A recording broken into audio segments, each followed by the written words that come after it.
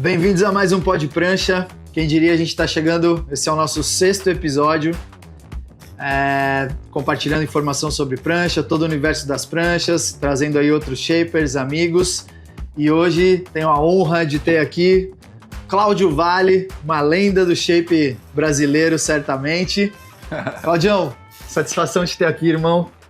Muito massa mesmo, obrigado por eu ter aceito o convite aí. Obrigadão vocês terem feito o convite, estou amadão. Maravilha. Vamos ver se a gente conta história aí. É isso aí. Claudião, eu não sei se você chegou a ver os episódios anteriores ali. Cara, eu vi um pedacinho do Gouveia. Os cortes ali e tal. Nem vi muito tempo para ponto de entender como é que o negócio funciona. Deu uma passada rápida, assim. Legal. Então, te explicando mais ou menos o contexto da nossa intenção aqui, que é exatamente compartilhar a fábrica de dentro para fora. Então, o Pod Prancha, a gente está acostumado lá na poeira, né? É isso, rato de fábrica. E eu acho que a galera escuta muito pouco esse lado. Então, escuta os shapers, muitas vezes, né? Os shapers mais famosos e tal, em conteúdos criados, mas a intenção é exatamente mostrar, valorizar esse trabalho de dentro da fábrica, o quanto isso é dificultoso, falar de mercado, trazer mais informação para um consumidor que a gente também considera que tem muito pouco acesso. Inclusive, eu considero que nós mesmos, shapers, temos pouco acesso à informação sobre prancha de fato, a ciência relacionada e tudo isso. E a intenção é exatamente unir o mercado também, porque trazendo a galera aqui, a gente conversa, essa relação que nós temos né, com outros shapers e tal, é muito legal, e levar isso daí para quanto mais gente, melhor. Compartilha a dificuldade? Todas as dificuldades, é que no Instagram é só as facilidades, né? Daí aqui a gente é só... Ninguém conta a derrota, aqui... né? Ninguém conta a derrota. Aí aqui a gente é o contrário, vamos lá para a parte ruim. Não, pô. Cara, me conta um pouco da sua história ali, como é que você começou. Eu não tenho certeza se você começou competindo, como muitos na época ali. Não. Surfista, então, por favor. Quer dizer, na verdade, sim, né? Eu comecei... Meu primeiro contato com a prancha foi aos 9 anos. Eu tenho 62. Uhum. Então foi em cima de uma prancha de isopor. Muitos da minha idade começaram do mesmo jeito. Planonda clássica. Copacabana, não sei o quê. Metiam uma quilha de madeira ali, faziam... Engembrava alguma coisa ali e ia para dentro da água. Foi assim que eu comecei. Eu morava em Copa e meu avô morava na Barra, né? E aí eu ia muito ali, os primeiros até os 13 anos. Com 13 anos a gente mudou definitivamente para Barra. E aí já era já tinha uma prancha de fibra e tal, não sei o quê. Quem colocou a gente no surf foi meu pai, o que era assim, totalmente fora do contexto da época, né? Surf era para vagabundo, maconheiro. Sim. E, os pais queriam ver, né, o mais longe possível da prancha e da praia do surf, né? E o velho, se amarrava, e fez a primeira prancha para mim, fez a primeira prancha para o meu irmão, tudo na garagem lá de casa, a gente morava numa casa. Que massa! Eu tinha 13, meu irmão tinha 15, e a gente ficava ali, o velho laminando. Aí a gente tinha um primo que fazia carroceria de bugre, na época, aí tinha com a fibra. Conhecimento de fibra, resina, o velho curioso ia lá, fazia, meu irmão... Uma vez a gente achou uma prancha boiando no canal, aquele canal ali da Barra que passa ali atrás. Uhum. E dali virou uma prancha. Um longboard, velho, um pedaço do famoso longboard. descascou, reshapeou. Mas o velho teve uma sacada interessante pra caralho. Ele viu que a galera que fazia prancha naquela época, as pranchas ficavam assim na altura da longarina, sacou? Sim, porque tinha que refinar, botava a espessura no meio. Porque você fica raspando a madeira e o poliuretano junto, você vai tirando muito mais poliuretano do que a madeira, e ficava uns negócios assim. Sim, Aí ele teve a sacada de quê? Desenhar uma longarina, um perfil, sacou? Comprava o bloco aberto na Clark Phone na época, colava e desbastava só poliuretano. Pra chegar na longarina. Já tava o foil da prancha, já tava na longarina. Sim. Irado. E aí revista de surf direto, né? Surf em surf, toda semana ele chegava com as duas, acho que eram semanais e tal. Eu tinha coleção de surf em surf desse tamanho. Teu pai que fomentou, então, na verdade, não só o surf, como o shape. Né? Sim. Porque já começou na garagem com ele fazendo... E aí você, naquela época, já metendo a mão. Indo. Oi? E aí ali você já metendo a mão junto com ele. Rapaz, eu encomendei uma prancha na minha vida. Quando eu tava viajando na Austrália. E o cara não fez. Encomendou e nem teve. Eu tava na Indonésia, eu voltei pra Austrália, pô, encomendei antes, pô, fazer... Chegou lá, não tava feito. Pô, o cara ficou doente, não sei o que, aquela velha história dele. A gente conhece da época, né? Compromisso, zero. Meu irmão, caralho, tava indo pro Tahiti. Aí eu tava na loja do cara, eu comprei a prancha e nem tive a oportunidade de ter uma prancha encomendada do jeito que eu quis. Pode crer. É porque não era mesmo, meu negócio era ali. Planonda. Gostei do tema rato de oficina, esse aí. Sou eu. Né? É isso. Pó, cheiro de resina. Claro, é isso. Braço pinicando, coceira. Chega em casa, nossa, toma banho, não adianta. Não saiu. As mantas cabeludas mesmo, meu Deus senhora, do céu. meu Deus. Quilha. Isso, foi a quilha fixa, lógico, tudo isso. E isso aí era idos de quando? Você com 14 anos? 70, eu sou de 62, 76. Por aí, comecei, década de 70 ali foi o início. Década de 70, então, né? Isso, então, isso. 74, aí, final da década 76, vai. Final da década de 70, as pranchas do Coroa ainda, acho que as últimas que a gente fez por volta de 78. Aí no começo dos anos 80, eu já... O Coroa já tinha os 18, 19, já tem aquela proximidade do Coroa, né? Não era mais ali, a gente já estava correndo sozinho. Aí eu encomendei um shape com Avelino e eu mesmo laminei. Que massa. Porque o Avelino era muito amigo de um amigo meu, do André, que foi um sócio nosso, que era o cara que desenhou tudo aquilo que a Cristal Grafite foi esse cara que fez. Que irado. Ele faleceu tem uns 3 anos. Né? E daí ele tava no Avelino, tinha ido pro Rio, tava na casa desse amigo. Pô, aí eu, vambora. Aí, cara, nessa sequência aí, eu não sei, não lembro muito bem, eu conheci o Beto também através do André, porque o André foi o cara que ele pintava airbrush. Foi a primeira prancha pintada de airbrush, foi ele que fez. Ele fazia uns desenhos, assim, uns visuais, um negócio muito louco. Totalmente...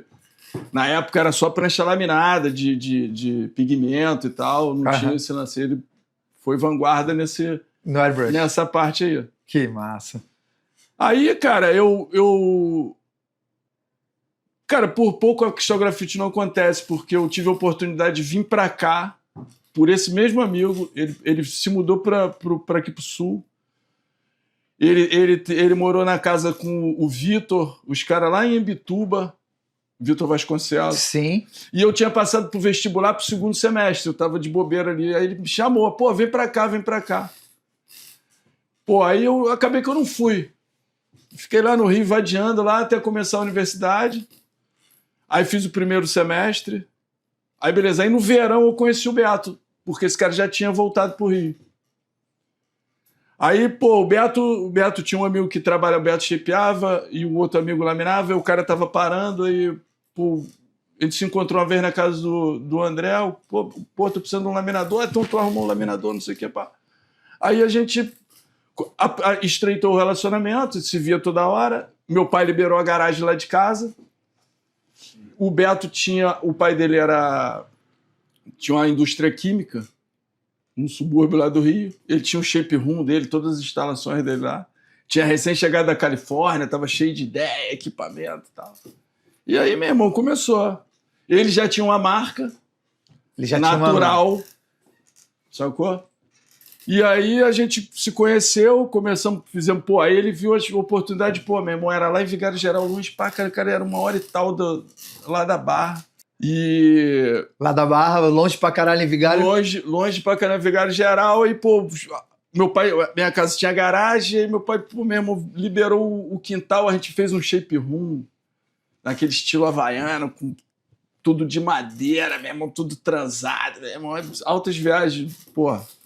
Garotão. E aí, meu irmão, o negócio comeu. Aí bolamos a marca, criamos a marca. Você, o Beto e o André. E um outro cara que era designer também, que era primo desse André. Não, e o nome Cristal Grafite daí? Cara, surgiu de uma reunião que a gente fez. Pô, vamos criar um nome, vamos criar uma marca. E aí? E aí mesmo, começou falar um monte de nome. Anota, escreve, fala isso, aquilo aí. Cristal, saiu cristal, depois saiu grafite, não sei o que. Cristal Grafite. O cara juntou. Pô, Cristal Grafite, pô, esse nome tá maneiro. Soa bem, não sei o que, bababá. E o André já rabiscou um muro com a pichação. Sacou? Que massa. Ligado ao grafite. E assim a gente começou, cara, na garagem lá de casa. Que massa. Aí logo depois veio o Shape Room, o Beto fazia primeiro na fábrica, e fizemos as primeiras e tal, não sei o que. Pô, aí o troço foi ganhando corpo, sacou? E aí você laminava... começaram eu laminava e o Beto shapeava. O André pintava. Tá. Aí, assim, um ano depois, o André, pô, visionário, tinha o Cláudio Werneck e o Rick Werneck, que eram amigos também dali da Barra, faziam Silk. Meu irmão, fazer uma sociedade, fazer camiseta, vamos fazer isso, fazer aquilo. Já começaram meio a confecção na sequência. Tudo, assim, em espaço pequeno, né? E aí depois entrou o Marcos, que era vizinho do André, no mesmo condomínio, não sei o quê, para fazer outro... Trabalhar na confecção, aí meu irmão compra máquina de costura, vamos costurar roupa, não sei o quê, bababá, meu irmão. E o maluco lá desenhando pra caralho, produzindo, revista gringa, olha aquela porra. E, meu irmão, foi um momento ali que apareceu e o troço, pô, voou alto. Voou, né? Alto. Foram vários anos, né? Foram alguns anos, cara, assim, de... Foi pelo menos o quê? Uma década, assim, legal de cristal, desse começo até... Cara, assim, na frente uns 5, 6. Uns 5, 6. Depois foi chegando mais gente, né, cara? Até, tipo, meados aí dos anos 80. Aí chegar as marcas gringas, tal, em Country, Sandec, já na sequência. Mas na confecção daí. Oi? Mas aí na confecção, né? A gente já era tudo nessa época. Então, mas... A gente tinha a confecção e a fábrica de prancha. Mas a concorrência nas pranchas daí era mais a galera do Rio mesmo ali. Galera do Rio. Que já tinha quem? Já tinha? Já tinha a galera de São Paulo. Sim. Do litoral. Sim. Né? O Avelino estava começou paralelo, o Vitor e o Pedro com a Hot Stick. Dardal e Márcio Mudinho com a Spirit. Aí um pouquinho depois Joca, Ricardo e o Coruja com a Hidrojet, que depois veio a ser a Wetworks. Pode crer. E aí os campeonatos de surf da época, cara, o Olímpicos, né? O Olímpicos depois virou a P-Pro, depois teve Hang Loose, depois aí o troço foi andando. E os atletas ali da Cristal, tipo, quem foram, né? Quais foram os atletas mais destaque da Cristal, assim? O Pedro Miller, Tatuí, Nelson Ferreira. E esses foram os primeiros. Caralho, pô, eu vou esquecer de gente aqui. Não, normal, faz parte. O nego fica melindrado. Pode ficar, mas... né? Não, cara, teve vários depois. Teve vários. Joca Júnior, Rocha, eu lembro do Joca Júnior, pode crer. Pedro Lima... Cara, tem uma galera, não vou conseguir... Sim, era muita gente. Muita gente. Saía um, entrava outro. Era uma receita que funcionava, né? Sim. E aí em que momento desse rolê aí você já começou a shapear ou você começou a shapear depois? Cara, eu comecei a shapear... Eu gostava muito de competir, sacou? E eu fiquei sempre na retaguarda, eu não aparecia muito no trabalho, era mais da parte administrativa e laminar prancha. Aí quando o negócio começou a crescer... Lixava também? Desculpa, ou tinha lixador? Não, lixar não. Lixar a única coisa que eu não... Nunca curtiu? Nunca fiz, mas eu faria, se precisar eu faço, mas pô, aquilo ali é o... Eu lixei bastante. Não, lixar não. Eu gosto de lixar, é maneiro. Enfim, voltando ali... no shape. Daí você ficava mais no backstage ali. Aí o negócio começou a crescer, eu larguei a laminação, o Beto shapeando, e aí o Russo entrou, Alzair. Né? Começou de back shaper do Beto. O troço começou a dar volume, então, o Beto não segurava. Era isso que eu queria chegar. Era pesado para manter uma produção. Claro. E o Russo era uma máquina. E aí, cara, o negócio já tava... Já voando. Tá. E aí, na sequência disso, nesse auge aí, você ainda começou a shapear ou depois que... Cara, eu comecei a shapear em 90. Começou bem mais tarde. Comecei bem mais tarde. Pode crer. Porque, cara, eu vivia tanto ali dentro e, pô, cara, para o cara shapear uma prancha para mim... Você já tinha tudo. Pô, tinha uma equipe enorme, como eu era o dono, eu tava sempre... Não, vai, a prioridade era sempre os outros. Sim. Aí eu, porra, cara, primeiro foi o Beto, era canseira danada, um monte de gente na fila. Aí, pô, o Russo, faz aí. Daqui a pouco era o Russo também. Eu falei, meu irmão, agora eu que vou fazer essa porcaria aí. Pode crer. Aí comecei, aí, meu irmão, eu me considero shaper da vez que eu fui pra Indonésia e só levei as minhas pranchas. E aí eu peguei a AltaZone e falei, não, dá pra eu fazer isso aí. Legal. Aí segui. Aí eu tive uma curva, depois cara, vários planos econômicos ao longo desse trajeto, né, cara? Corta zero, RTN, BTN, não sei mais o que, mano. E aí, maluco, pô, loucura. Sim, mas a Cristal, daí, a década de 90, ainda era Cristal, então. Era. E aí você shapeava Cláudio Vale, Cristal Grafite. Já assinava. Aí já assinava eu, o Beto e o Russo. Os três assinavam pela Cristal Sim, Grafite, pode sim. crer, não sabia que o Russo... O Beto deu uma afastada na década de 90 por conta da indústria do pai. Certo. Porque era meio que um cara, o cara, desde que a gente começou, ele tinha meio que aquele destino ali, sacou? Sim. Só que, o pai dele teve problema. Na verdade, ele largou a indústria antes do pai dele ter problema. Porque o negócio era longe, não dava, e ficou um ano pouco afastado assim, shapeava uma prancha de vez em quando para um ou outro. Entendi. Só nos fins de semana. Daí vocês tocaram. Aí eu comecei sobrou mais espaço para mim. E durante esse tempo. Aí claro. Eu fui várias vezes lá para Porto Alegre para shapear. Foi aí que eu aprendi, sacou? Uhum. Porque eu tive que dar garra na produção. Aí faz 100, 1000, começa a entender, né? Não tem jeito. E aí ele voltou. Não sei precisar números, assim, as datas, assim, eu não lembro bem, não. Mas foi o começo da década de 90. Aí voltou, aí a confecção já não ia muito bem, já estava capengando, mais planos e mais dificuldades. Aquelas coisas que a gente vive até hoje, né, cara? Sim. Essa oscilação que o mercado tem. Natural. E, cara, a gente era jovem, né, cara? A prioridade era viajar, o negócio era pegar onda. Aham. E em que momento começou, tipo, nesse aperto do shape, em que momento começou a ter a desbastadeira? Isso. É aí que eu quero chegar. Porque depois do eu Russo... Eu nunca me conformei com esse negócio de esfregar plana no bloco. Porra! Tem que ter uma solução melhor que isso, né? Aí pintou aquelas primeiras máquinas de você empurrar com tupia, né? Você desenhava o perfil, sim, fazia umas guias e você recortava... Desbastadeira do foil. Meu irmão, você já foi um passo, porque você conseguia ter um padrão de linha. Claro. Né? De perfil. Já era sobre caber no bloco. Já era mais fácil de você repetir aquela prancha boa. Com certeza. Sacou? Massa. E aí, cara, eu foquei nisso daí, máquina. Eu detestava plana, brother. 2 cavaletes, assim, né? Tipo, um com o trilho do rocker e outro com o trilho do deck, né? Fazia o deck, o rocker invertia. E o dome deck aqui, e já tinha o concave também, ou daí fazia flat? Fazia flat, né? Não, fazia flat. Fazia flat, mas o dome deck já... O Dome Deck já botava no... Dome Deck, fazia o Dome Deck, já fazia o carrinho assim, meio curvado. O trilho do... Massa. Eu cheguei a ver uma máquina dessa na primeira fábrica que eu trabalhei, no Newton Andrade, ali na Barra. Eu cheguei a ver a desbastadeira, meu Deus, imagina a sala com poeira. Então, a gente fez, a gente construiu, o Beto tinha ido para a Austrália e viu uma máquina dessa na Austrália, fez umas fotos, falou, pô, vamos fazer isso daí. Eu falei, pô, na hora eu peguei aquela ideia ali, eu falei, não, tem que fazer isso daí. E já conseguia... E o Russo estava direto com a gente. Uma fresa normal, estilo da SD, cara, assim, na fresa? Não, era uma fresa assim, parecia um cone. Não era de do abrasivo, assim, era de lâmina?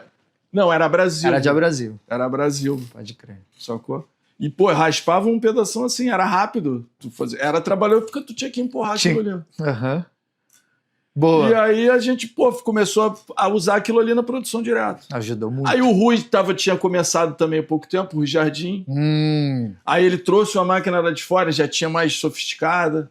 Uma desbastadeira, assim? Isso, a desbastadeira. Aí queria vender aqui, tentou comercializar.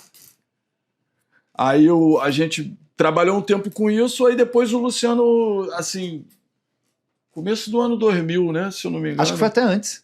Acho que ainda foi não, década que ele de 90. começou, mas que ele ele apresentou a máquina pra galera numa feira lá de São Paulo. Eu acho que ainda foi década de eu 90. Eu não lembro que ano foi aquilo, cara. Não sei. Ele fazia com certeza DSD já na década de 90, já. Não sei se comercializar a máquina, mas produzir as pranchas dele CNC sim. Já. Ele segurou pra ele a ideia dele durante muito tempo, cara.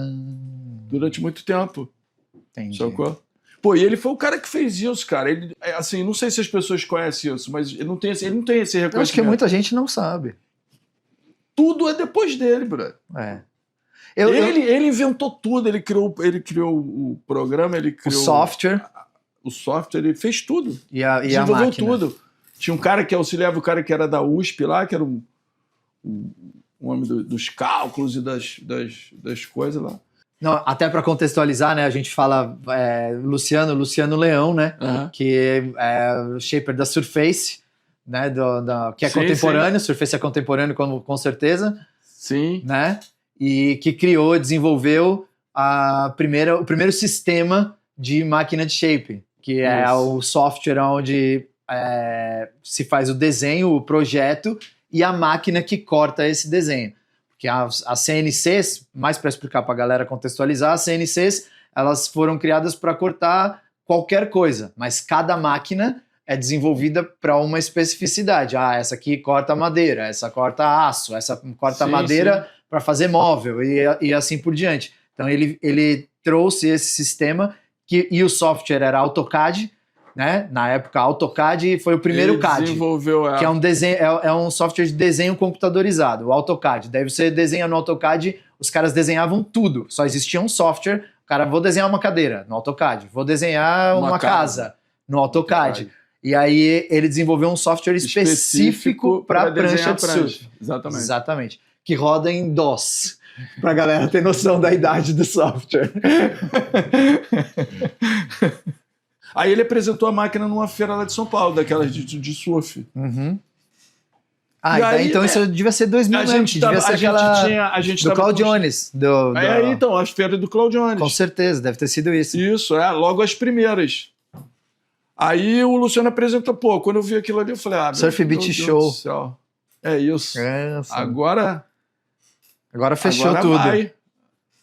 E aí então já foi, tipo... E aí o mercado tava bombando também na época, né, cara? Aí era isso que eu procurava. Pronto, achei. Não, ficou todo mundo, a UET, me lembro na época se os caras também estavam expondo na feira, eu e o Beto estávamos expondo na feira e tal. Meu irmão, ficava todo mundo ali no computador vendo aquilo ali, sabe? Era a maior novidade aquilo. Desenhar e cortar, a máquina cortar e tal. E, resumindo, vocês viram totalmente como um upgrade, né? Sim. Já era a desbastadeira já era um upgrade da mão, que já ia a máquina... Precisão muito melhor. Sim. Era extremamente cansativo de shapear e na época era de skill, bro. Sim, né? Cansativo. Fazendo aí começou aquela plane task, os caras desenvolveram, a Cartoon desenvolveu aquela plane task com aquela frente solta, não sei o que, antes era aquele queixo duro. Queixo mole. Tinha que ir por etapas, né? O shape ficar todo serrilhado, era loucura aquilo ali. Eu nunca mexi com aquilo ali. Não conseguia, ela não conseguia trabalhar, não. Maquita desse tamanho mesmo, um maquinão enorme. Eu posso dizer o mesmo, minha habilidade na plana é, no máximo, desbastar uma porta. Eu lembro no começo ali, eu comecei desenhando... Gravava o arquivo de disquete. Aliás, chegando nisso... E para comprar disquete? Não. Meu Deus do céu, meu irmão, às vezes eu rodava vários lugares atrás de disquete, comprava tudo. Tem disquete? Quero tudo. Todos que você tiver. Não, e o detalhe era, quando eu comecei, eu acho que ainda servia no computador, mas na sequência eu lembro que eu queria usar o DSD ainda e tinha que emular o DOS dentro do Windows para poder abrir o software. E no começo, eu comecei a ter acesso, eu tive acesso a uma licença, comecei lá, né? Até a gente chegou nisso, aonde a gente se conheceu, né? Exatamente. Você já trabalhava com isso há muito tempo, acho que isso deve ser idos ali entre 2005 e 2010, né? mais ou menos. Por aí. E daí o Rui, mais uma vez, que foi o link, inclusive, estava montando aqui, trouxe a primeira máquina prestando serviço em Santa Catarina, que era uma máquina do Luciano Leão, uma DSD, e eles não tinham ninguém aqui para ensinar, para ajudar os shapers a migrar da mão para a máquina. Ou da plana para a máquina, eu prefiro dizer, na verdade. Porque a mão continua a usar no finish, né, cara? Então, sem querer criar polêmica, já criando. E aí eu comecei a usar o software e, cara, pô, eu olhava ali e falava, não, beleza, aqui essa linha aqui, legal e tal, mas, mano, é difícil, não conseguia nem salvar o negócio. Aí você levava uma tangente pro lado, ele fechava, morria, você tinha que fazer tudo de novo. Aliás, fazer de novo foi o que me ajudou a repetição, aprender. Né? Nossa. Óbvio. Aí os caras falaram, não, você não quer ajudar os caras aí e tal? Vamos pro Rio. Era difícil, a galera tomava... Eu ensinei pra uma galera... Pô, tinha dificuldade, boto fé. E aí eu tinha, tipo... Porque tinha uma galera que não sabia nem ligar o computador, brother.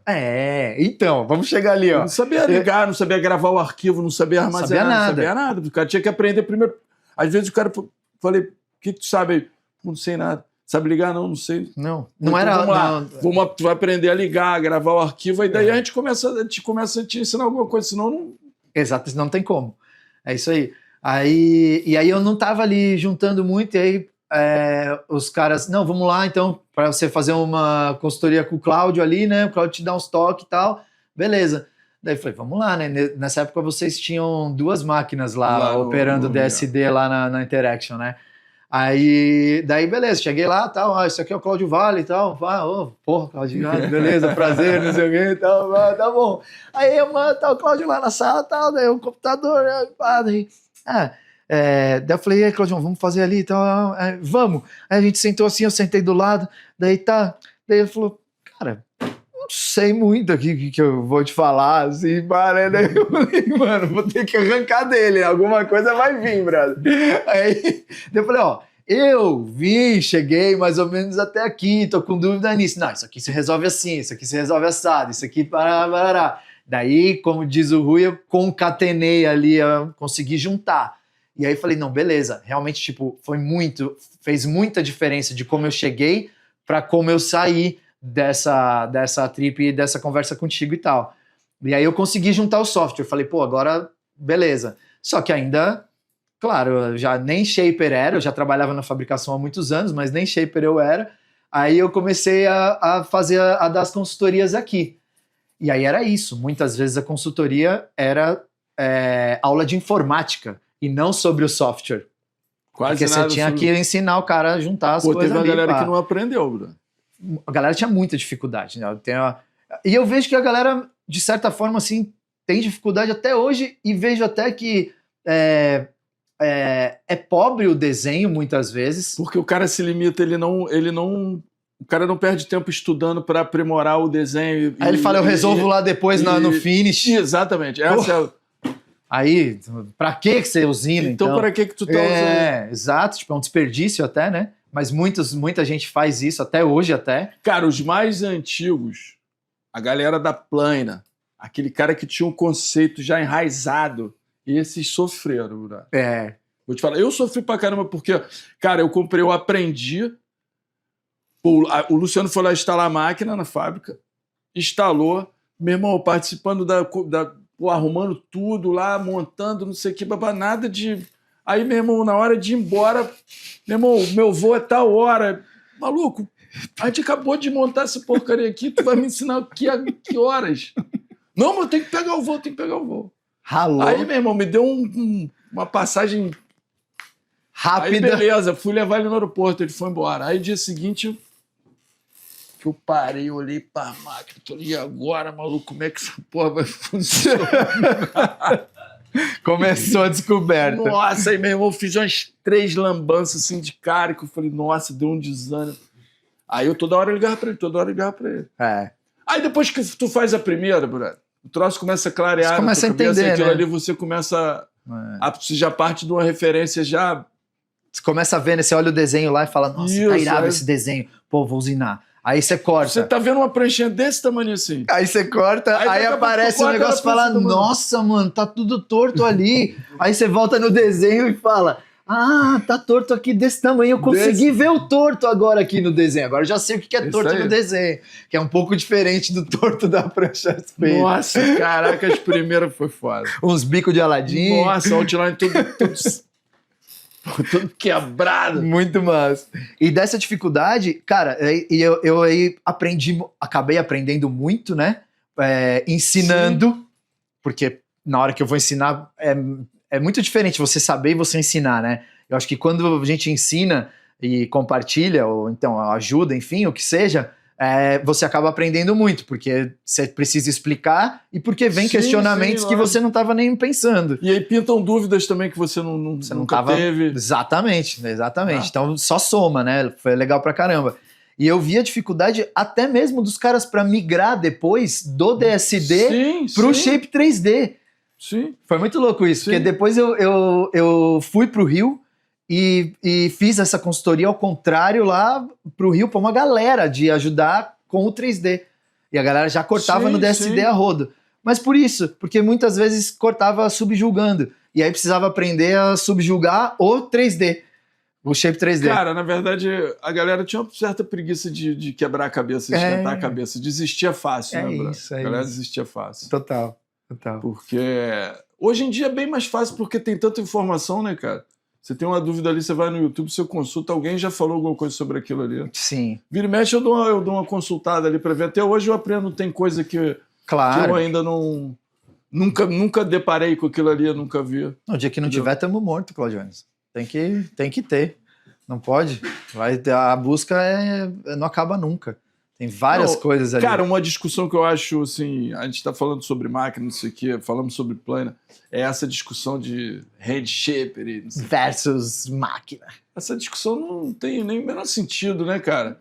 São momentos, cara, da história da evolução natural. Da profissão, do trabalho. Da evolução natural. Eu vejo assim. Eu vejo dessa forma. Eu vejo que você pode fazer boas ou más pranchas de qualquer maneira. Pode ser com máquina, pode ser sem máquina. Talvez tenha tido uma... A galera fala muito nessa facilidade. Porque é que a galera olha sempre as coisas de um jeito raso, falta informação. Daí fala assim, não, porque o software é só você jogar as medidas lá e já sai a prancha. Vai lá então, amigão. Joga lá. Joga lá a medida que você quiser. Joga lá então. Na hora que o cara abrir, ele já não sei. Primeiro que ele não sabe nem onde ele vai botar as medidas. É óbvio, tipo, é um negócio que não faz sentido, né? É julgar fácil o que o outro faz. Então, tem um lance de protecionismo, eu vi muitas vezes, e vários caras sucumbindo, né? Ao longo da história, os caras, não, porque software nada a ver, e não sei o quê, e na mão, que é na mão, que eu sou na mão, que eu sou na mão, o cara tá com a máquina hoje. Claro!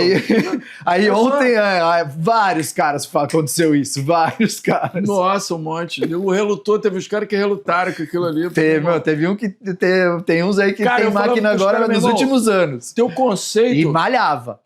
Eu falava, meu irmão, o teu conceito não está nos teus braços. Teu conceito está dentro da tua cabeça. A maneira como você transforma o teu conceito numa peça... É uma maneira. Você tem vários caminhos. Claro. E, inclusive, tem várias coisas aí para esclarecer, né? Eu defendo exatamente a mesma coisa, Claudio. A gente nunca conversou sobre isso e eu sempre pensei exatamente isso.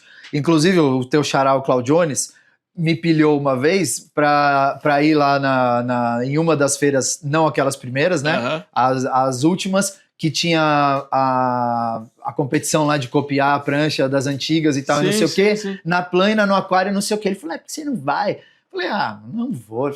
Vai. Eu falei, quer saber? Eu vou por causa disso, por causa desse conceito. Porque, para falar bem a verdade, tinha vários caras envolvidos ali, teve mais de um ano. Mas, generalizando, eu olhei o cavalete, assim, tinha, sei lá, umas 4, 5 pranchas já shapeadas, e tinha a original. E, cara, tinha uma que tava super fiel, mas as outras, dava pra ver que, tipo, era uma monoquilha Sharp, assim, a bordinha Sharpzinha total no final, assim, e os caras com a borda box da prancha moderna. No final, eu falei, qual das duas? O cara não entendeu o conceito que tá na prancha original que ele tá copiando, ou ele só não fez porque ele não se sente seguro fazendo uma borda que ele nunca fez, sei lá. Entendeu? Uhum. Então, aí eu falei, pô, tem gente aqui que não entendeu nenhum conceito e tal, então beleza, eu não sou habilidoso na plana, mas eu acho que é exatamente isso, é só um caminho para chegar. Falei, vou lá me aventurar. Até aí, eu acho que eu tinha feito 2 ou 3 pranchas na plana. Daí eu fiz a terceira e a quarta, se eu não me engano, tipo, pra dar uma treinadinha, né? Pra pelo menos falar, tá, eu consigo segurar a plana aqui e tal. Peguei a plana emprestada de um, chegou lá, eu usei a outra. Tá, beleza. Pum, fui lá, entrei, baixei a cabeça e fui fazendo e tal. Cara, aí, óbvio, corte do serrote, corte e tal. Mas o conceito, eu fui lá buscar. Eu tenho esse shape ainda. Eu não cheguei a laminar, ele tá parado lá. Aí, não consegui dar o acabamento. Não, e detalhe, era pra fazer em 1 hora. Porque se me dá pra eu fazer em 3, sei lá, com tempo livre e tal, eu vou acabar chegando. Pô, o cara para shapear uma prancha, ainda mais num lugar que não, ele não tá acostumado. Em 1 hora? Com um monte de gente olhando? Tinha poucos na época pra fazer. Exato. Pra fazer bem feito, né? E os caras faziam. Pra fazer qualquer coisa, tinha 15 minutos. Daí todo mundo faz. Daí, beleza, fiz lá a minha e tal. Daí chegou, era o Neco, o curador ali, né? O Neco Carbone. Gente boa demais, o Neco Carbone. Aí eu conheci ele nessa ocasião, inclusive. Aí eu expliquei pra ele qual que era a minha, tal, não sei o que. Ele falou, não, vai lá, tal. Aí chegou 1h20, eu tava lá ralando, eu meti o fone, mano, não olhava nem pros lados, né? Tava ali ralando, ele colou ali dentro assim, falou, já passou 1h20 aí, dá uma acelerada pra acabar. Que era só 1 hora que podia, ele já tinha me dado 20 minutos de lambuja. Daí eu falei, beleza. Daí, tipo, acabei bem mais ou menos ali e tal, e deixei. Aí vi depois, tem um bump aqui, tem um negócio aqui e tal, mas o conceito da prancha original tava ali reproduzido. Claro, como o Neco mesmo disse, tipo, fui jagunço, porque não tinha técnica da plana, não tinha familiaridade com a ferramenta. Nossa, cuspida, hein, mano? Tomar uma aguinha aqui. A plana, tu tinha que treinar muito, né, cara, pra você dominar aquilo ali. Era muito treino, cara. Muito. E eu admiro muito, velho. Cara, muita habilidade. E pro cara fazer um bom desenho na máquina, tem que treinar também. Também, cara. lógico. Lógico que é muito mais rápido, infinitamente mais rápido. Mas vai chorar os olhinhos ali. Vai arder aqui o resultado. Não tem como. Eu comecei a usar óculos depois que eu comecei mesmo. Eu tinha que aprender aquilo de qualquer maneira. Eu ficava 6 horas olhando pra essa porcaria aí. É isso. Não, eu já não era garoto quando... E aí a vista que já tava cansou mais rápido ainda. Tela. E hoje em dia é tudo tela. Eu não tiro isso, é multifocal, serve pra tudo. Sim. Isso é meu olho. Eu tô de lente, eu também não escapo, não. E mesmo de lente ainda dá umas palas de vez em quando. Mas massa, né? Essa mudança de tecnologia. Cara, na época da plana, existia O cara, para fazer uma boa prancha, ele tinha que ser um bom artesão. Sim. Ele tinha que ser um bom artesão, muito bom. Tá. E para você ser um bom artesão, você tem que praticar muito. Sim. E gastar, porque tu vai estragar. Ok. E o finish? Também. Não é artesanato? Sim, é. Não é a mesma coisa? Exatamente. A diferença é que não tem a parte da plana. E sabe... a margem de erro reduz, porque é muito menos partes. Importante que você vai... Na verdade, você tem 2 processos a menos, né? O desbaste e o line. Certo? Vamos pensar na DSD, por exemplo. Borda quadrada, você chegava lá no pré-shape. E aí tem um detalhe. Quando o cara faz na mão, ele vai... Aquele pré-shape, borda quadrada, ele vai chegar igual. Porque ele mediu um lado, ele marcou, ele colocou tal. Então, o shape tá simétrico. Dos 2 lados tá igualzinho quando ele chegou. Se não tiver, ele vai arrumar até ficar. E aí, quando tá, ele vira borda. Beleza? Aham. Na DSD, já te entregava uma borda desse tamanho e outra borda desse. Então você já tinha que corrigir a borda já de cara. Já. Mas aí era questão da máquina, né? Da regulagem da máquina. Nunca vi borda igual. Não, eu sempre fui paranoico com isso aí. Para aquilo ali servir, tinha que ser mesmo. Então, mas não tinha sempre... preciso, senão não vale a pena. Se eu tiver que consertar a borda, eu parava até equilibrar o máximo, cara. Aí, até hoje eu sou assim. Se a minha máquina sair eu vou parar tudo e até reproduzir o que tem que reproduzir. Eu vejo, tipo, uns desvios padrão, assim, em todas as máquinas que eu já usinei. Todas têm... Até Diferença, todas têm todas diferença. têm alguma fato. diferença. Sim. Não entre elas, é entre um lado e outro. Entre um lado e outro, principalmente da espessura. Eu acho que isso acontece por alguns motivos, porque a fixação da peça é muito difícil. Fixação da peça e flexibilidade do material. Exatamente. E aí, quando desbasta um lado, ele tá rígido porque tá cheio de bloco. E aí, quando desbasta o outro, ele cede mais e corta menos. Se fosse uma massa rígida, você tiraria perfeito. Exato. Perfeito. Como não é, sempre tem essa variação, isso. Apesar de ser padrão. E você vê que essa margem de erro aumenta quando a prancha não tem longarina, porque ela fica mais torce mais ainda. Exatamente. Mais ainda. E não só torce, daí como dobra e tal. É muito mais difícil de usinar, né? Muito mais difícil de usinar. Bem mais difícil. Sim. Enfim, então, na verdade, e aí eu queria chegar num lugar que quando esse erro acontece na máquina, porque além de tudo vai ter o erro da máquina. O erro da máquina ele já acontece numa borda virada muitas vezes, por exemplo, ele acontece num lugar em que o cara que usava a plana ou usa a plana não está acostumado a corrigir. Então é uma correção que o finish do pré-shape, o finish da usinagem, o cara que faz o finish, o shaper que faz o finish aprende, e o cara que shapeia na plana não tem essa experiência. Você ganha uma experiência diferente da plana. Claro. Nem maior, nem menor, só diferente. A grande diferença é que você reduz a margem de erro. É que a máquina você precisa corrigir ela muitas vezes. Você corrige muito pouco. Né? Enquanto uma pranchana... Cara, você reproduz muito mais, né? Você reproduz muito mais, com muito mais facilidade, né? Sim. Pensando no concave, por exemplo. Fazer um concave... Não só um concave, mas pensando só no concave, a combinação de fundos mais ainda. Sim. Cara, o que você desenha de combinação de fundo e a máquina te entrega fundo mesmo, não tem erro. Sai que é uma coisa perfeita, é incrível. Exato. Toda a interpolação, tudo lindo, maravilhoso. Fazer esse fundo na mão... Não faz. Em 1 hora? Não faz. Nem a pau. Não faz nem a pau. Em 10 pranchas? Não você faz. Não consegue... A gente te inventava ferramenta para você conseguir... chegar mais perto disso. Porque tu ia de plana ali, cavava o grosso, cara, mas...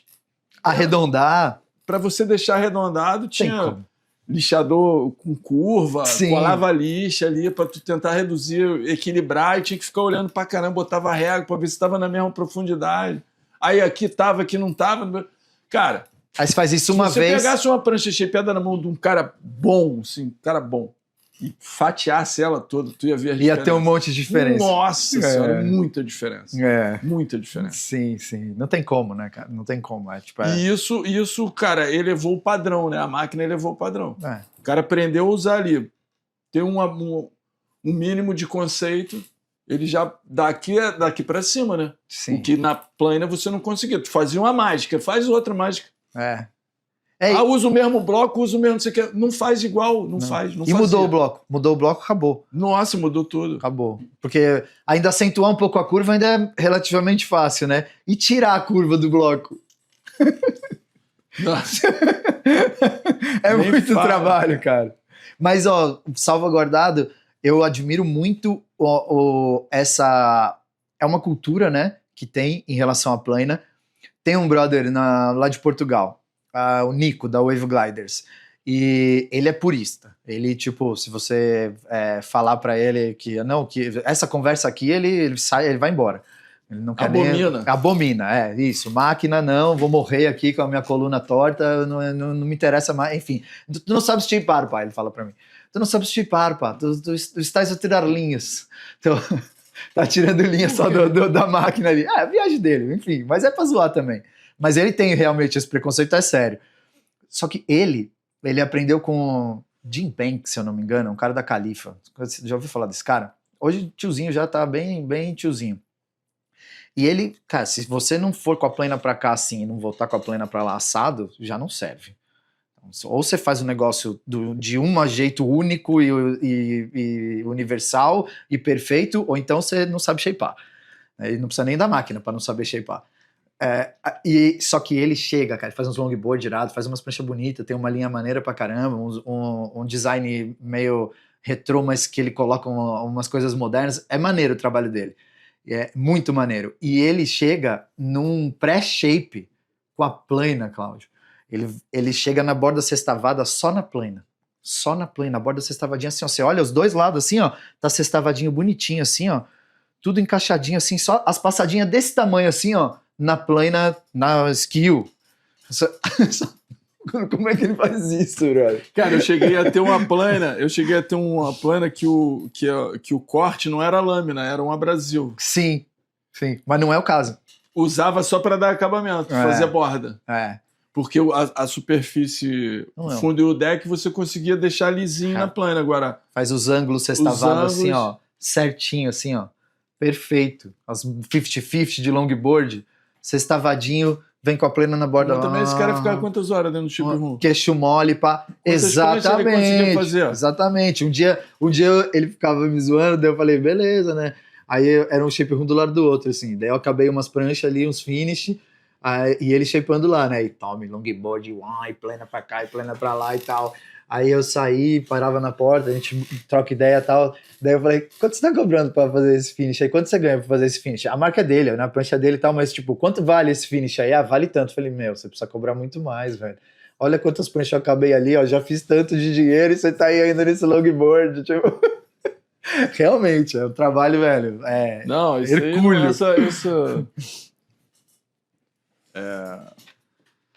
Passou, mas hoje eu acho que a galera já aceitou, já não tem muito um ou outro que tem um purismo, um purismo cara, bobo, pra você cara. Produzir, disputar o mercado, tá esquece.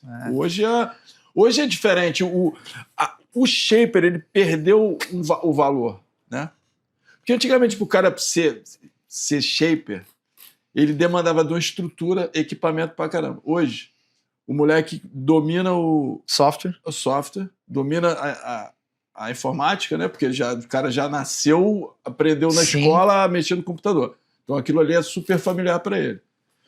É muito intuitivo, todos os programas são muito intuitivos. O cara que tem a facilidade, ele pega ali, você dá 2 toques, o cara já... Se ele tiver um bom conceito... Se ele tiver conceito, rapidamente o cara tá fazendo uma prancha boa, muito boa. Total. Né? E aí, cara, a disputa do mercado qual é? Passou a ser não a performance da prancha, porque todas performam hoje muito mais próximo do que quando era de plana. Sim. Sacou? Mas, cara, vejo muita prancha... Porque duas coisas. Poucos caras sabem desenhar de verdade. Tanto que você vê que licença paga do Shape 3D é raridade. A maioria dos caras, principalmente esses caras que você tá falando, tipo, começa assim, desenha na licença free, que eu nem sei pra que ela existe, pra te falar bem a verdade, que pra mim não deveria existir, e desenha na free e não chega num desenho realmente refinado. Exato.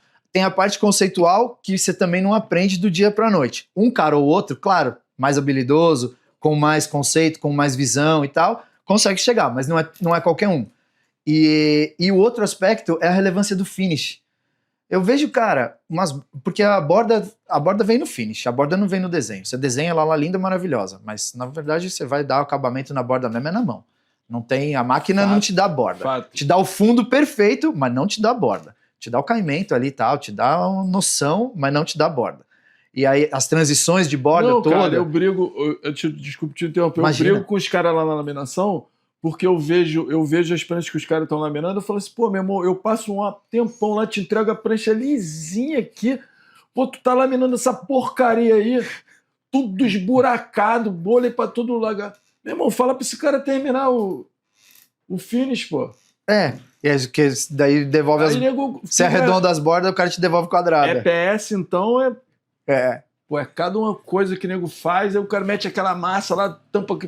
Resolve de outro jeito. Várias barbaridades. É normal as barbaridades. Né? Mesmo os caras das antigas, muitas vezes, estão tipo, acostumados a minimizar, isso aí tá bom. Não, assim tá bom. De qualquer jeito tá bom. A gente resolve de qualquer jeito. É bem mais difícil trabalhar com EPS. Você fazer finish, um bom finish. Sim, dá mais certinha. É outro approach, mais trabalhoso. É outro approach. Até porque a máquina acaba com o EPS, né? Porque a fresa é dura, então você já chega, o pré-shape já chega todo destruído. Você precisa, na verdade, arrumar o pré-shape. Eu consigo arrumar bem nos planos, deck fundo. As bordas, eu teria que usinar mais para tirar mais para poder chegar num lugar melhor. Cortar, assim. Aumentar o número de cortes para você reduzir o serrilhado da barra. Aí você a velocidade passa a ser muito mais demorada, né? Demora mais. E aí você acaba ganhando tempo fazendo na mão ali. Eu acho que dá para chegar num lugar legal. Eu vejo uns caras chegando num lugar bem legal. Eu uso muito lixadeira para fazer. Eu também. Porque senão tu fica esfregando aquilo ali, Bruno. Eu tiro um grosso ali com uma lixa um pouco mais grossa, tentando agredir, não agredir muito, e aí dou uma baixada na lixadeira, que já fica meio pronto. Isso. Tenho usado uma 120 hoje. 120, e aí 150 tu consegue dar um acabamento legal. Ela já fica meio lisa já fica meio pronta, é só uma telinha depois e já era. Eu gosto daquele stacking que o pessoal usa para trabalhar com drywall, já viu? Sim, que é aquele macio. Eu uso aquilo ali direto. Aquele é bom também. Massa, Claudião. Pra gente fugir um pouco dessas tecnicidades aqui. Exatamente, acabou indo por um lado muito detalhe. Mas é legal também, acho que é exatamente isso, é falar sobre isso, essas nuances e tal, que não é todo mundo que talvez vai entender exatamente, mas estamos falando sobre prancha de qualquer forma. Mas trazendo para um lugar mais comum, e eu acho que até atemporal, acredito que essa relação seja parecida no passado e agora, em relação aos atletas. Então, a gente tem um estigma muito forte no Brasil, que você pega os atletas ainda crianças, né? E o atleta criança, na minha visão, ele não importa se ele é muito bom ou se ele é muito ruim, ele é uma interrogação. Ele pode ser muito ruim e se tornar muito bom depois da puberdade, basicamente, né? Depois de se tornar adulto e depois dessa fase da adolescência, e pode ser muito bom e também não se destacar depois. A transição de criança para adulto, de amador para profissional, o cara passa a competir o circuito profissional. Sim, o cara vai começar o QS ali, enfim, né? Que é quando ele tiver ali seus 17 anos. A gente teve um hiato muito grande de negócio do circuito brasileiro, né? Por conta da confederação e tal, de perder um tempo. Sim. Puta, me perdi. Não, tranquilo. Em relação, a gente teve um hiato, mas essa transição do moleque mais novo, né? Do atleta mais novo. O cara consegue resultado quando ele é amador, vários. E aí ele é obrigado a mudar, né? Chegou no limite do surf amador. E que isso geralmente acontece com o crescimento, né? Do cara tá deixando de ser criança, adolescente, hormonal. Normalmente é na faixa dos 16, 17, né? Que vai dar essa transição, exato. Aí o cara não consegue manter o mesmo, tirando os extra classe, né? Ou ao contrário, às vezes o cara não tem resultado como infantil e tal. Exatamente. Tem o inverso também. Exatamente. E aí passa esse tempo e ali ele se destaca naquele momento.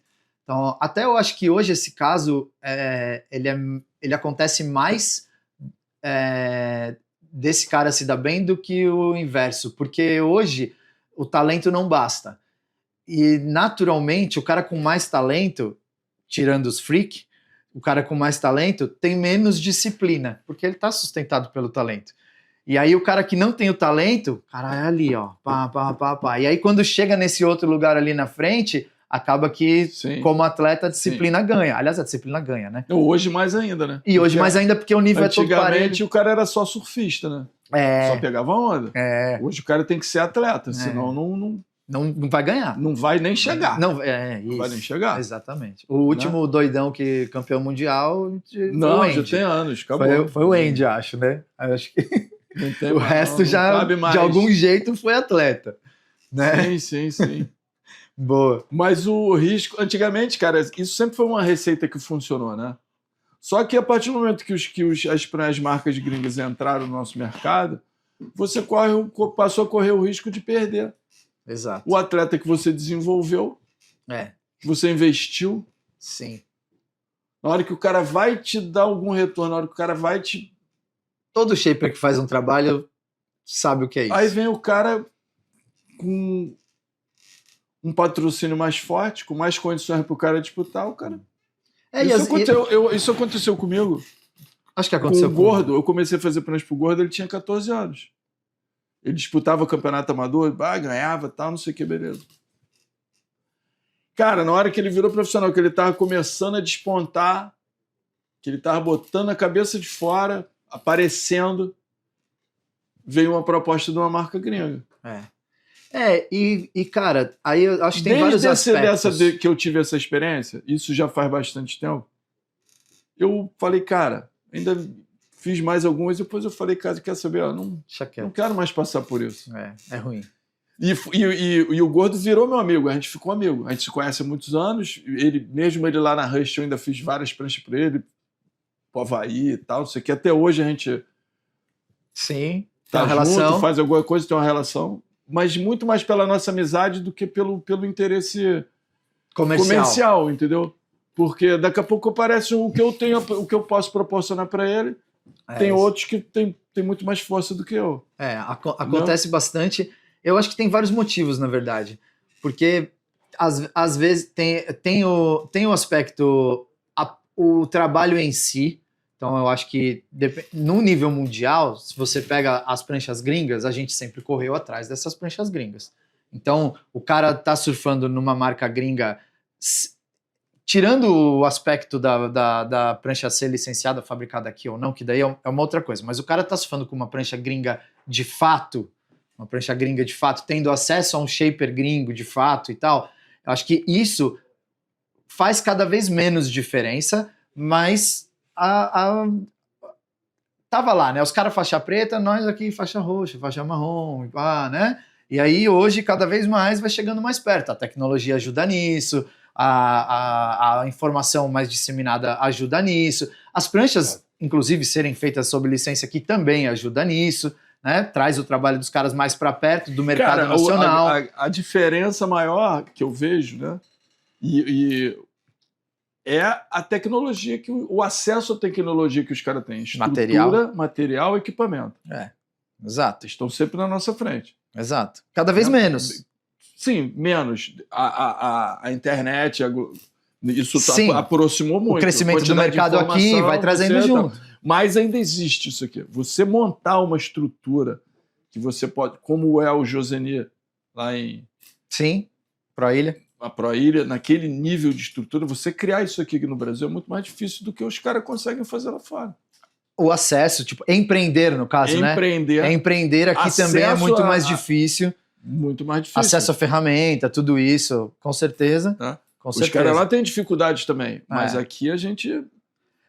mas você vê que todas essas grandes marcas, elas vieram através dos resultados dos atletas.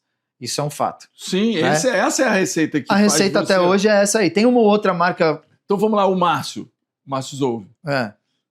Ele fez a carreira dele toda no exterior. Sim. Se ele tivesse continuado aqui, tentado, talvez ele não tivesse o sucesso que ele teve. Provavelmente não.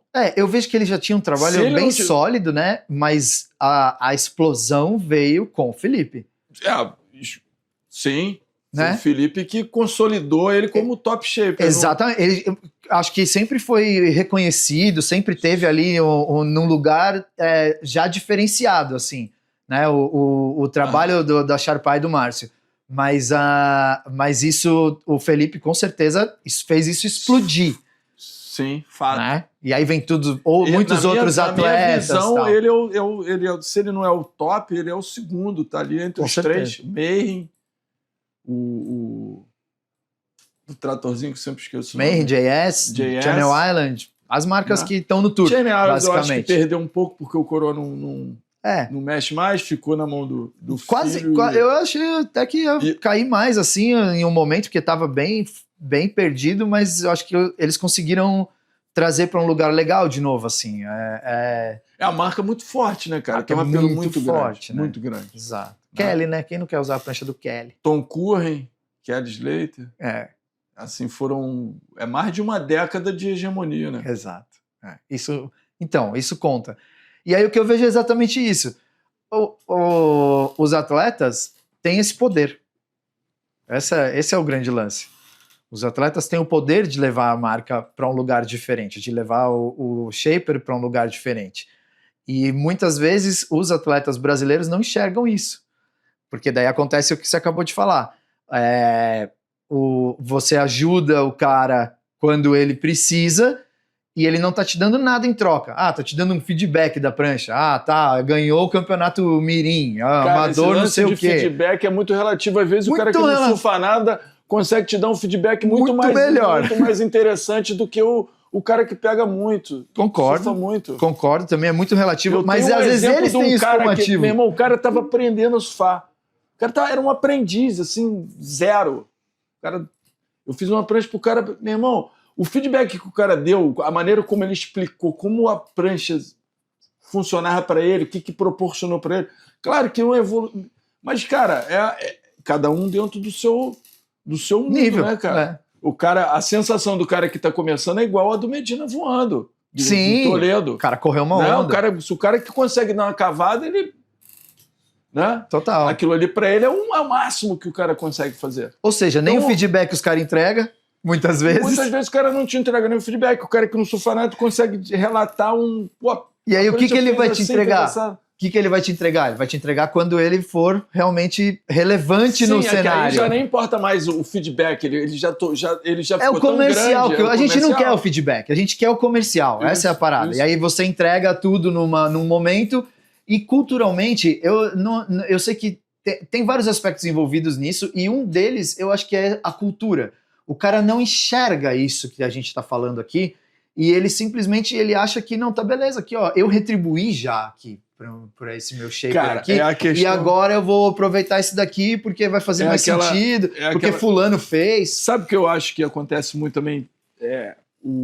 Até voltando ao assunto que a gente começou, que era o encantamento do logotipo, né? Que acontece. Aquilo traz uma segurança pro cara. Uhum. Traz. Né? Ele acha que ele vai surfar melhor com aquilo ali, com aquela prancha, com aquele logotipo, do que a tua prancha. É isso. E muitas vezes, se ele acha, ele vai. Não, aí se o cara acredita naquilo ali, aquilo passa a ser verdade para ele. Sim. Né? Ele não vai aceitar nunca a outro... Né? Isso acontece muito. Mas isso é um tanto de... Aí que eu falo, é um tanto cultural, é um tanto falta de informação a respeito. É totalmente cultural, né, cara? É aquele meio complexo de vira-lata que a gente tem, né? Já é o segundo shaper que fala isso aqui. Brother. Mas é verdade, é o brasileiro, normal. A gente mesmo, cara, com esse negócio essa necessidade de trazer as marcas gringas, entendeu? Sim.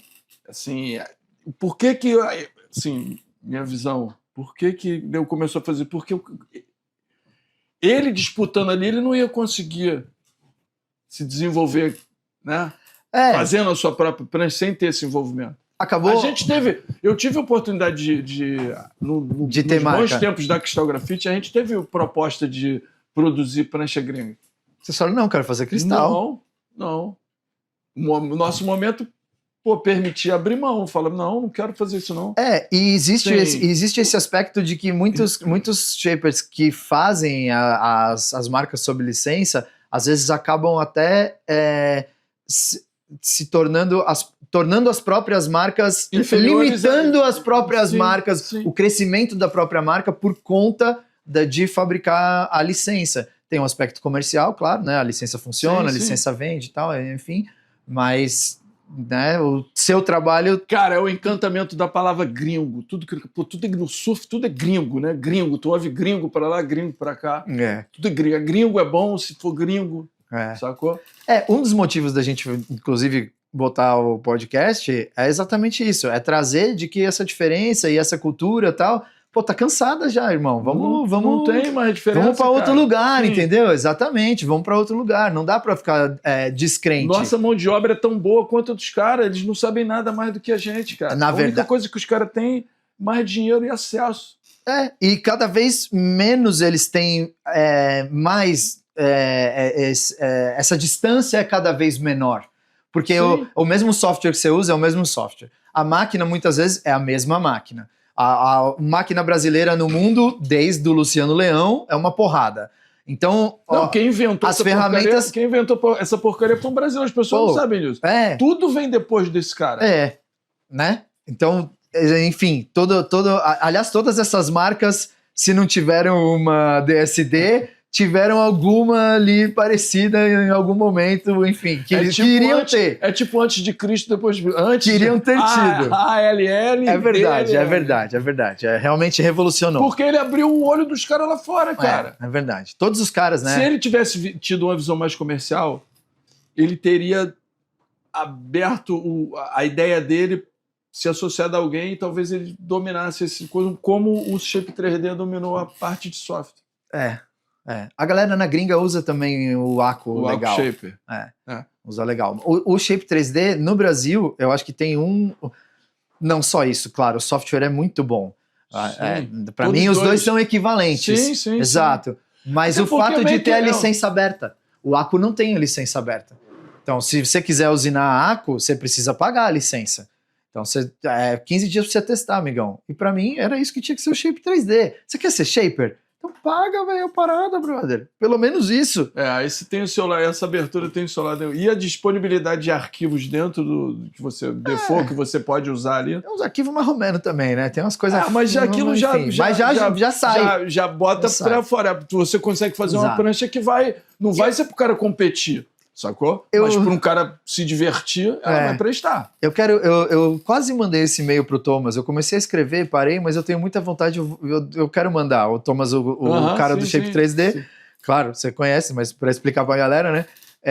Para perguntar, tipo, porque eu não acho que ele monetize muito em cima desses arquivos aí. E, obviamente, ele não monetiza numa licença free. Onde é que ele ganha com isso, entendeu? Além do uso da plataforma, porque o anúncio que tem na plataforma do grátis é dele mesmo, não tem anúncio de marca, eu nunca vi pelo menos, né? Então é o anúncio dele mesmo ali. Então aonde é que ele monetiza o fato de ser aberto, de poder usinar? Acho que até o desenhar ainda estava bom, mas cortar não. Você quer brincar de desenhar? Brinca de desenhar aí, velho, na versão free. Mas é assim, você não pode cortar. Claro, você não corta com a versão free. Não, você não corta como centro de usinagem. Como centro de usinagem você não corta. Mas o meu desenho feito no free, o centro de usinagem corta. Sim, claro. O desenho feito no free, ele deveria não cortar. É impossível cortar. Por quê? Porque para cortar você paga. Óbvio. Sei lá, pra mim é óbvio, você né? inibir... Sim, a tua observação é válida. Aonde que ele fatura com isso, né? Não consigo entender. Talvez tenha e a gente não enxerga, mas eu não sei. Acho que não tem, né? Então, e aí acaba... Porque eu acho que isso é uma coisa que eu já repeti aqui algumas vezes, enfim, talvez vá morrer falando sobre isso, mas joga o mercado para baixo. Porque daí qualquer um faz, então qualquer um logo faz, e aí a falta de informação faz com que todo mundo fique meio nivelado no mesmo lugar, e aí você tem meio que todo mundo e as marcas gringas. Puxa todo mundo para baixo. Todo mundo para baixo, porque daí, como é que você, entendeu? Então, agora, se você pega os caras com o comprometimento, você fala, não, esse cara aqui pagou a licença, e também pagou mais não sei o quê, e comprou 100 bloco, e comprou 150 laminação. Esse cara é um player que ele tá entrando cheio de vontade, ele quer mesmo fazer um negócio. Igual, tipo, vou abrir uma loja. Bom, você vai abrir uma loja, amigão? Entendi. Então você vai ter que ter isso. Não sei, então acho que eu não vou abrir uma loja. Podia ser a mesma coisa para fazer prancha. Vou ter que investir isso. Vou fazer prancha mesmo? Você quer mesmo fazer prancha? Eu falo isso, cara, para os distribuidores, nossos amigos, já falei 500 vezes. Quer dizer, falo há 15 anos. Cara, você vai vender a mesma quantidade de material, porque você é o meio. E o teu cliente ainda é o meio, a ponta ela vai consumir igual. Pode ser um shaper só, ou pode ser 1000 shapers que você vai atender como distribuidor. Se você selecionar, você vai atender muito mais fácil, menos gente e pronto. Mas tem Aí eu acho que entra um pouco a nossa questão econômica, né? Particular, a nossa economia, a economia do nosso país, que faz com que o cara tenha que se virar de qualquer maneira. Né? Essa oscilação que o mercado tem.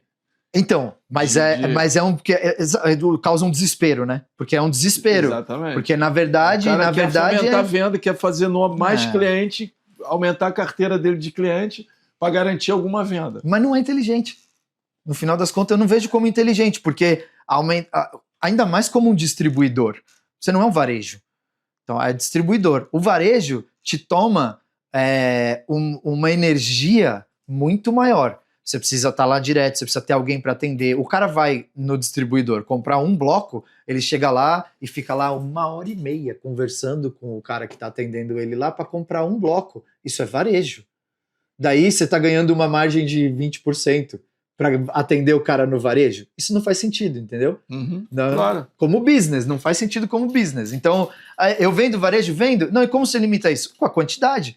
Aí é claro que você não vai pegar os shapers que vivem disso há 30 anos e vai falar, não, se você não comprar 100 blocos aqui. Mas a galera que quer entrar, todo mundo tem que ter oportunidade. Eu concordo, e com certeza vão falar isso, porque eu sempre escuto. Eu concordo, mas para você ser profissional de odontologia ontem, você não precisava de nada. Há 100 anos atrás, sei lá, você não precisava de nada. Você falava, sou dentista, tem um alicate aqui, tá com dor de dente, eu arranco teu dente, é nóis. Certo? E hoje? Hoje você tem que fazer a faculdade, tem que fazer isso, tem que fazer aquilo. Então você precisa se empenhar, você tem que estar com vontade de fazer aquilo de fato. E mesmo assim, tem dentista a rodo, né? Mas... Tem tudo. Né? Exato, mas existe uma seleção. Imagina se não existisse, até hoje fosse igual a 100 anos atrás. E eu vejo que no mercado de surf isso parece que não tem perspectiva de mudança, assim. Porque é uma faculdade... quando que isso vai fazer sentido? Ainda vai demorar muito. E aí essas barreiras de mercado, elas também não existem praticamente, então acaba ficando tudo nesse bolo aí, nesse limbo. A facilidade com que você consegue fazer uma prancha hoje é prejudicial ao mercado a todo mundo, até para quem está começando. É prejudicial ao esporte. É muito mais difícil hoje para um cara se tornar um shaper. Que o cara que quer... Isso. Mesmo ele querendo, o caminho é muito mais difícil por conta dessas situações todas que existem. Porque tem os outros que querem. Qualquer um pode fazer. Aí os outros que não quer muito. O cara é meio entusiasta ali, tá tirando uma onda e tal, beleza, e aí ele tá jogando pra baixo. Tem um revezamento do cara que entra, sai, o cara tenta, não vai, não dá, vê que é difícil, aí larga, entra. Totalmente cíclico, sem parar esses caras. Né? Aí soma isso com a oscilação da nossa economia, meu irmão, vira uma loucura, né, cara? Exato. Sim, a gente nunca sabe. Antigamente você sabia... tu vai trabalhar menos no verão, trabalhar mais no verão, menos no inverno. Hoje em dia, tu não sabe quando é que você vai trabalhar mais ou menos. Às vezes é mais no inverno, às vezes é mais no verão. Acabou aquela sazonalidade. No Natal eu vou arrebentar.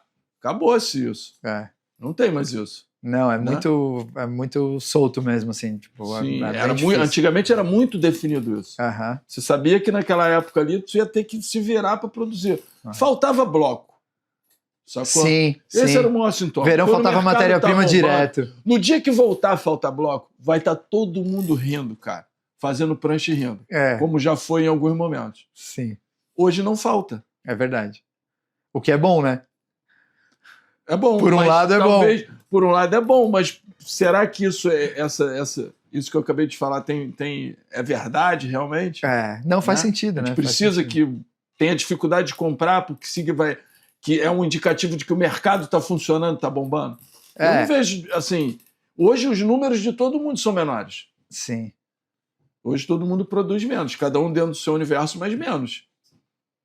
Do que já foi fez anos antes. Atrás. Né? Daí eu acho que depende, né? Daí, acho que depende esse cara, tipo, entrando, esse cara, quanto tempo ele tem, como é o crescimento. Eu vejo que tem os caras crescendo. Eu acho que tem. Me coloco até nesse lugar. Sim, claro.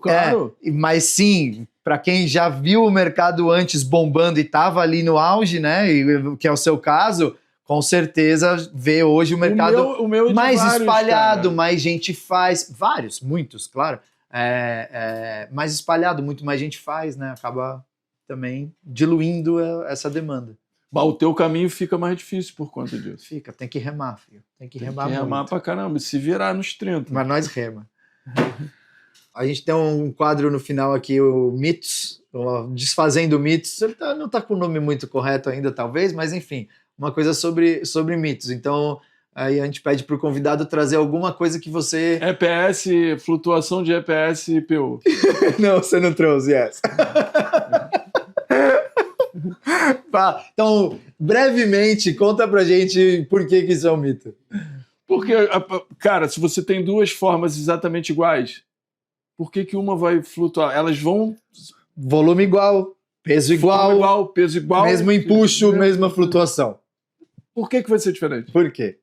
O que a diferença é a performance, como o flex da prancha, dos materiais. A mudança de material vai te proporcionar uma impressão diferente do outro. Total. Agora, a flutuação é igual. É física, não é... Não, é uma das poucas coisas que dá para trazer a física por surf. É uma das poucas que você traz com clareza, assim, tipo, não tem discussão. Não, eu quero uma prancha de EPS porque flutua mais. Como assim, cara? É o maior mito, é o maior mito. EPS, os caras não pedem nem EPS, né? Só pede epox. É. O cara pede epox. Aí, metade acha que epox é o bloco. Nossa, é muita informação, mas o desconhecimento também é enorme, né? Porque o nego faz uma salada, mistura. Exatamente. Aí o cara pega uma informação daqui, outra dali, mistura tudo ali e lança, né? Porque se alguém falar, cara, assim, se um cara de credibilidade falar isso, um surfista bom, fala, pô, uma prancha de apoio. Pronto, aquilo virou verdade. Virou verdade. É. E os caras falam muito de prancha. Eu escuto muito, tipo, às vezes assim, sei lá, surfando, por exemplo, e aí os caras trocando ideia de prancha e tal. E, cara, não por culpa de ninguém, nem é uma questão de ter pouca informação disponível. Ainda que mais que ontem, é muito pouca informação disponível e aí fica muita crença, muita coisa assim, e a galera fica repetindo, papagaio de pirata lá e tal. Aí não, fala mito aqui, tem vários aí. Não, mas esse que você trouxe é, tipo, certamente é o maior de todos. É o maior de todos, é o top. Que é o mais repetido à torta e à direita, sem dúvida. O próximo convidado já tem que falar que esse não vale. Mas o Cláudio vale. Ah, caralho! Claudião! Queria te agradecer, irmão, pela presença aí. Sensacional trocar essa ideia contigo. Muito massa. Pô, obrigado mesmo. Obrigado a vocês. Pô, que venham os próximos. Agradecer aí mais uma vez a audiência. Galera que espero que tenha curtido aí esse episódio cheio de história e tal. Curtam, compartilhem. Enfim, ajudem a gente a crescer, sugiram outros convidados e tudo que vocês acharem válido. Xinguem a gente, claro, evidentemente. Tá sempre válido. Pode falar mal à vontade. Valeu. Claudeira, obrigado demais. Obrigado aí. Tamo junto.